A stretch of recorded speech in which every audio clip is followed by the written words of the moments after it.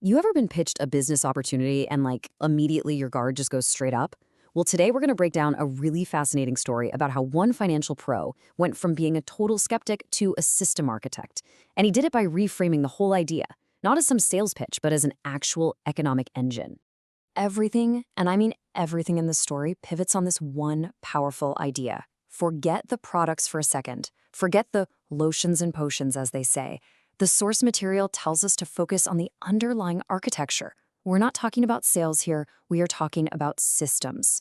So, to really get this system, first we've got to understand the skeptic who ended up building it.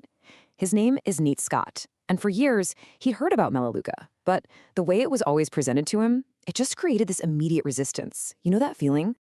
And look, this wasn't just some casual doubt he had. This was deep, professional skepticism.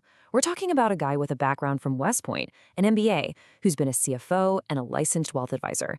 His brain is literally hardwired to ignore hype and focus only on the numbers. And that right there, that's the core conflict. All the approaches he'd seen before felt like that classic direct sales hype, kind of reminding him of Amway or Mary Kay. But his mind just doesn't work that way. It runs on data, on structure, on economics, and integrity. So for years, he just tuned it all out. But then something changed. In August of 2015, something finally clicked.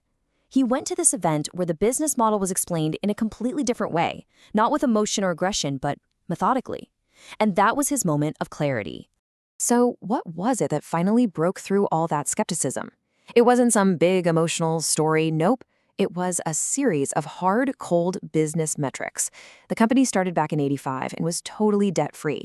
It had a staggering 96% customer reorder rate. I mean, that's almost unheard of in any business.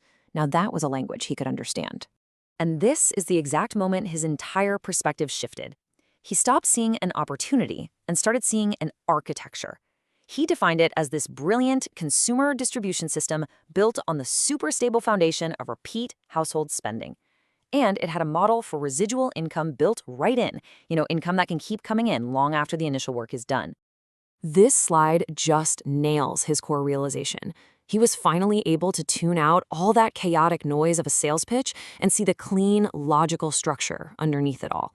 It wasn't about passion anymore, it was about the plumbing. Okay, so he's convinced by the structure. What's the next logical step? Well, and this part is crucial, he didn't join. Instead, he put on his professional hat and launched a methodical 90-day evaluation to see if this system could actually hold up under some real-world pressure. His evaluation was basically like a forensic audit of a company. He looked at everything on this checklist. Was the pricing fair? Was the shipping reliable? Did the product quality actually match the claims? He even dug into the stuff most people don't think about, like reducing toxins in his home and the potential tax advantages of structuring his spending as a home-based business. And all that research led him to a really simple, logical question. I mean, if he could potentially save money, get better products, shop from the USA, reduce the toxins in his home, and create a tax-efficient structure, why on earth wouldn't he at least test it? That one question became the foundation for his entire framework. And this personal evaluation, this little 90-day test, it led to a much, much bigger realization. He pivoted from just his own experience to this broader theory about how household economics works, or rather, how it doesn't. He landed on this incredibly powerful conclusion. For most families out there, the real issue isn't an income problem. It's a systems problem. He realized that the average household, society's smallest economic unit, is basically just flying blind, running on autopilot with no clear financial operating plan.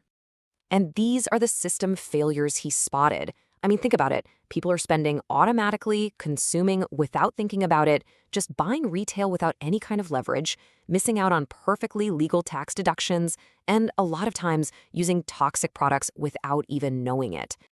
So how do you fix a systems problem? Well, you build a better system. Using his entire background in finance and systems analysis, he developed this really elegant 4-layer operating model to tackle those failures head on. Okay, so this right here is the engine of the whole model. Let's break it down. Layer 1, intent, is all about establishing the legal framework of a business. Layer 2, activity, is so important. It turns those vague goals into measurable daily actions, or KPIs. Layer 3, evaluation, Now, this is the genius part. It completely reframes the ask from that high-pressure join my team to a very low-pressure, hey, just observe and evaluate this system. And finally, the outcome layer keeps the whole thing risk-free by making sure participation is always voluntary. So what does this system produce? It's not just some random hopeful growth, no. It's a specific numerical target. The goal is to generate 1,000 new household evaluations. It's clear, it's scalable, and you can actually measure it. And here is how the system makes that huge number totally achievable.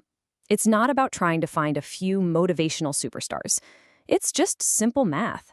You find 50 people who set up referral accounts, and each of them facilitates just 20 evaluations. 50 times 20 is 1,000. That's it. The system relies on consistent activity, not on some rare talent. All right, now we get to the final piece of this whole narrative. This is where the entire concept gets elevated from just a business system into something much bigger, a mission of stewardship. And this is the ultimate reframing of the whole thing. The story argues that this isn't about promotion, it's about stewardship. It's not about selling Melaleuca products, it's about architecting household systems that help families run their lives more efficiently. And with this new way of looking at it, the narrative connects the simple act of, switching where you buy your toothpaste to these incredibly ambitious, almost altruistic goals. The system is positioned as a tool to help fight poverty and improve people's health, all through the mechanism of residual income and using safer products. This one quote from the source material just perfectly wraps up the entire journey we've been on. It's the full transformation in a single sentence, going from a simple consumer to a system builder and turning everyday spending into actual structure. And that leaves us with one last thought to chew on. We've just deconstructed a pretty powerful system, right? But it's all presented through an equally powerful story. So the question to ask ourselves is this: how much of what makes any system truly work is simply the narrative we decide to build around it?